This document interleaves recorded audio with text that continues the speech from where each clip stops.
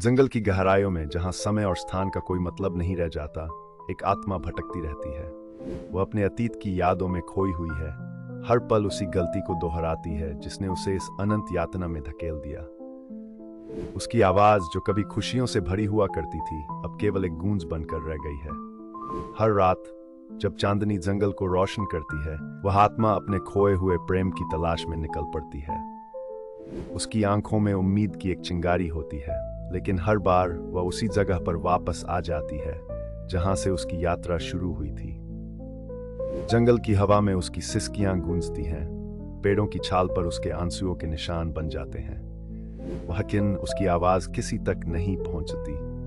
वह छूने की कोशिश करती है, लेकिन उसके हाथ केवल हवा में लहराते हैं। कहानी कहती है कि जब तक कोई उसकी गूंज को सुनकर उसकी मदद नहीं करता, वह इसी तरह भटकती रहेगी। लेकिन जंगल में आने वाले लोग उसकी आवाज को केवल हवा की सरसराहट समझकर नजरअंदाज कर देते हैं, और इस तरह वह आत्मा अनंत काल तक अपनी गूंज को जंगल की हवा में छोड़ती रहती है। खोए हुए की एक कहानी जो कभी खत्म नहीं होती। उसकी परिक्रमा एक रहस्य बनकर जंगल की गहराइयों में छिपी रहती है, जैसे समय की धुंध में खोई हुई एक अनकही दास्तान।